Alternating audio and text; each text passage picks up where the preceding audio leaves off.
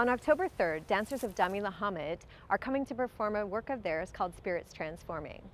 This company is from the Gitxsan Nation in the Skeena River area, and they're a professional First Nations dance company who integrate traditional cultural First Nations dance with contemporary stories.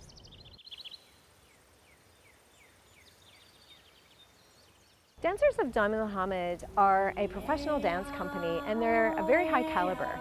And they've taken their traditional work and are presenting it through their contemporary voices. They're young artists, young professional dance artists. And the work is relevant to everyone because it's about introspection, self-reflection, and change. And in particular in this story, for one young man. And we get to see the journey through some really high production values and fantastic layering of the regalia and the story and the visuals that you'll see at the show. One of the things that's really important to me as a presenter in our community is something that I've discovered as we began to produce cultural dance, and more so during our festival, which has become the theme of our festival. Is the opportunity for us to get to know each other through some of the most beautiful aspects of our cultures. There's a huge variety of cultures who live in Nanaimo, and we preserve and care about what we understand, and we understand what we learn and experience. And so this is an opportunity to experience another culture and what's beautiful about it, and how we are related, how we are similar, and how we are diverse.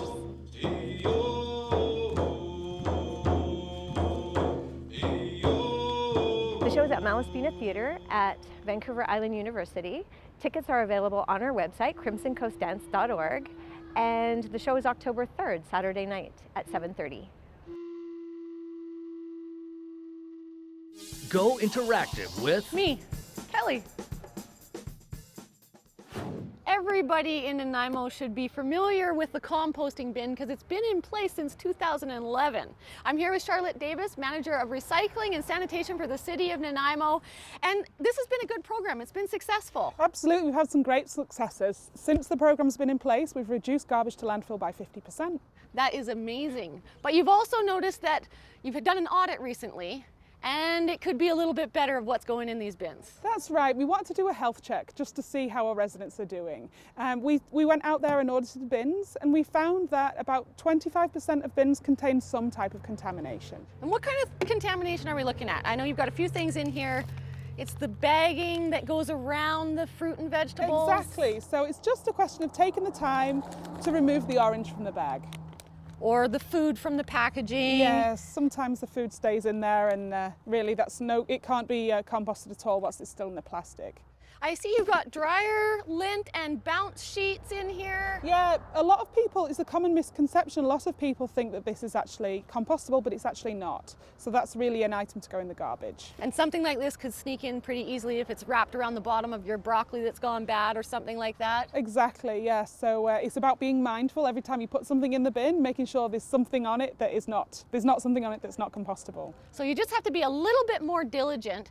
And what if people aren't? Like, what happens if there's just too much contamination in the compost? What happens then? So if it's a real problem, it goes out to the composting plant on Duke Point, and they do their best to screen it out. They also have a manual sort. But really, if the compost is too contaminated, at the end of the day, it could end up going to the landfill, which is a real shame because our residents are putting in such effort to sort. We just need to keep that effort up and just be really a bit more mindful. And it is working. So people are making a difference, and it has reduced an incredible amount of garbage going to the landfill.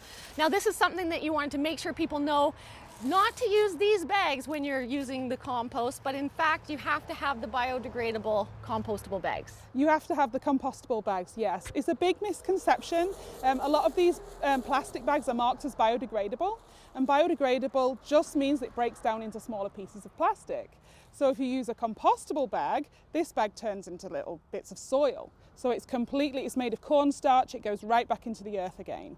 So compostable, that's what you're looking for to help keep Nanaimo clean.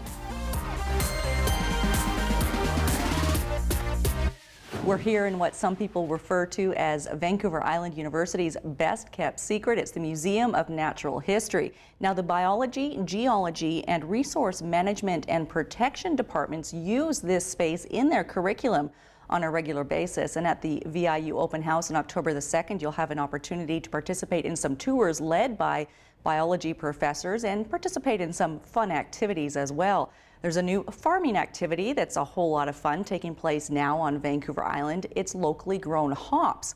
Jocelyn Matwee now spends some time on a hops farm that is actually supplying many of the breweries right here on Vancouver Island.